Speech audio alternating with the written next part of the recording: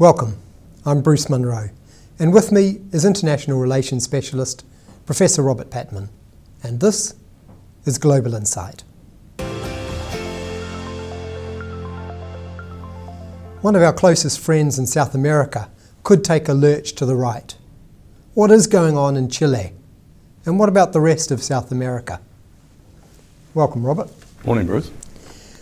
Why is Chile facing a polarizing presidential election?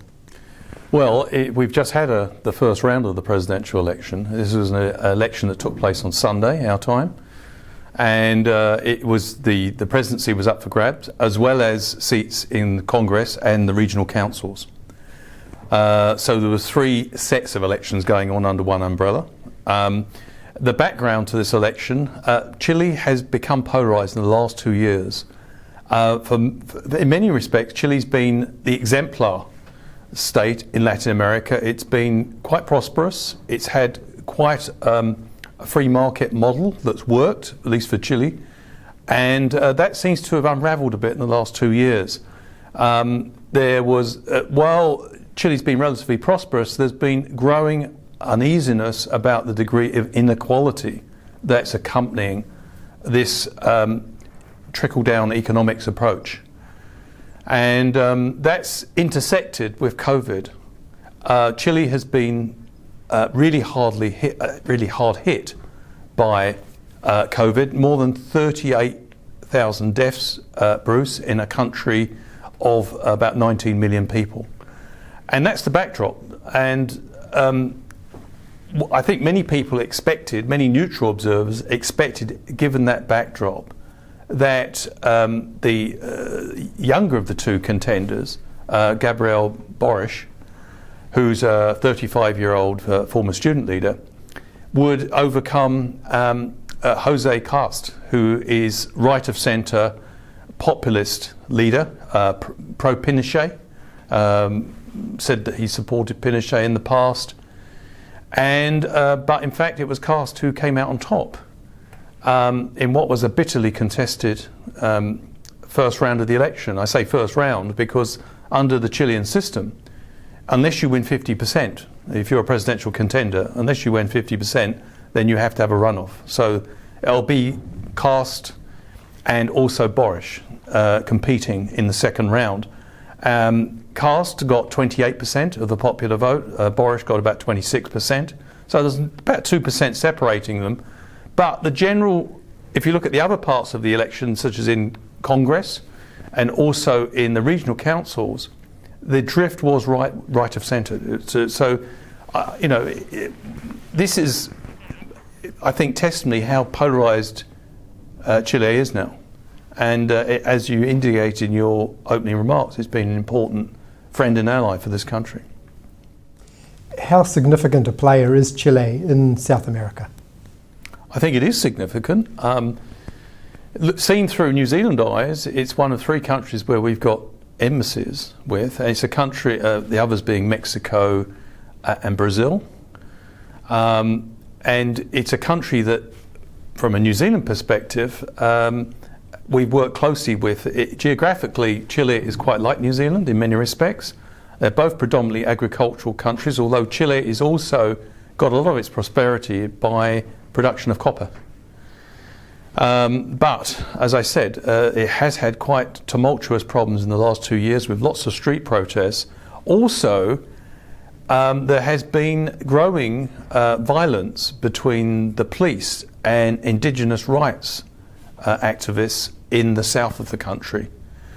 And it's in that context that I think some Chileans were actually attracted to the law and order ticket presented by Mr. Kast. He also presented himself as the defender of freedom. It's fair to say that Boric and some of the left of centre political opponents or political activists, political players, they actually want to see this sort of right of centre economic model, they want to see it drastically changed. Particularly they want to see more opportunities for public education and want to see more opportunities. One of the things that COVID has revealed is the huge gap between private and publicly owned education, healthcare in Chile, and so people have had to rely on, during the COVID crisis, on their families a great deal for support. And it's in that quite polarizing situation that Kast has actually done much better than many people expected. There were indications a month before that he was performing strongly. And his appeal is to law and order. It's anti-migrant. He made very strident speeches against the 1.5 million migrants in Chile who've largely come into the country from trouble spots like Haiti and also Venezuela. So he's presented that, he even offered to have a ditch dug around the boundaries of the country to prevent further migrants coming in. But that seems to have struck a chord, and at least for people who are in the centre or right. And so we're in the current situation we're in. But an important player, and one that New Zealand has cooperated with, to give you an idea about this, they have cooperated in areas like both believing in liberalisation of free trade, both big supporters of the WTO, and both Chile and New Zealand linked through their joint membership of the Comprehensive and Progressive Trans-Pacific Partnership. And we have big economic interests in Chile. Frontera, active. A lot of our agricultural sector has investments in that country. I'm interested in what you were just saying about that move to the right, given the health situation that they had in Chile during the pandemic. I would have thought that what the left was offering was a more equitable health system than Kast offering to continue the economic model. But what? People were more concerned about law and order, or they haven't seen that, or what's going on? I think what's happened is that Kast has appealed to those who believe that they've done very well in the last 2 decades, or 3 decades, since Chile has been a democracy since 1990 after Pinochet stepped down, the dictator Pinochet. But they largely Chile has largely inherited that very sort of right of centre economic framework that Pinochet left after he relinquished power. And I think there is a perception, what we're also seeing a process of the beginning of the rewriting of the Chilean constitution. So there's no doubt about it. There is quite a large minority, or even majority, I don't know, I haven't got the figures, but there's quite a sizable number of Chileans who are extremely upset by what they see as opportunities confined to those with the means to enjoy them. But on the other hand, there are those who believe that if these left-wing or these left-of-centre proposals championed by Boris go through, greater access to healthcare, greater access to education, that could undermine the prosperity which this country has seen. And so I suppose, in a sense of, on the face of it, it is curious, but Chile has experienced problems relatively recently. So I think the answer to your question is, Bruce, there are people with memories of when Chile was in a much happier space, and they may be actually blaming the activists and the protests for the difficulties in the country, and seeing Jose Kast as someone who's going to crack down against them and restore law and order as they see it, and bring back certainty to Chileans' way of life. How would a lurch to the right affect New Zealand's relationship with Chile? Well, it's difficult to predict. We certainly don't know that's going to happen yet. I mean, Boris he's still within a good shout. He can still win. But what is significant is the shift to the right in the Congress, which means that the left-wing program that was envisaged by someone like Boris, even if he's president, probably cannot actually operationalise it now, cannot implement it.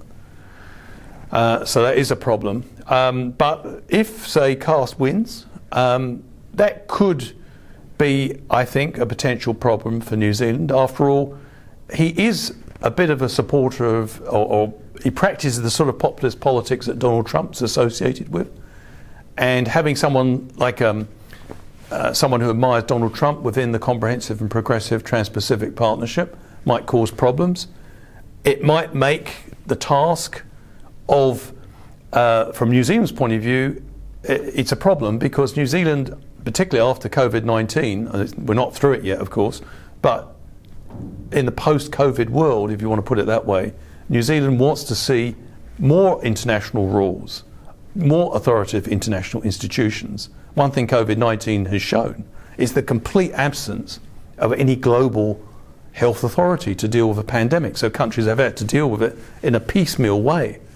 I think the vision of the current government in Wellington is that we should use COVID-19 to deepen the rule of law, increase more, build up more authoritative international institutions. Well, if we have Mr. Kast in the Trans-Pacific Partnership and becoming prominent in Latin American politics, that would be seen as a source of frustration. Is what's happening in Chile indicative of what's happening elsewhere through South America, or what's the state of play? Well, at the moment, you certainly in Brazil, we have Mr. Bolsonaro, who also had another populist leader. It's got to be said that populist leaders have not fared well against COVID-19. But judging by the evidence of what's happening in Chile, they're not getting the blame for it in that country. So yes, I mean, populism, we've seen it in Europe, and we've seen it in other parts of the world, and we're now seeing it, we've seen it in Asia, in India, and in the Philippines. And now we're seeing it in Latin America. So it is a global trend, and it just shows, I suppose the answer to your question is difficult to predict. But I think the emergence of Mr. Kast certainly indicates that populism is alive and well in Latin America, an area where New Zealand would like to, I think, develop its ties in the future. Thank you, Robert. Thank you. And thank you for watching. Catch us next time on Global Insight. Noho ora mai.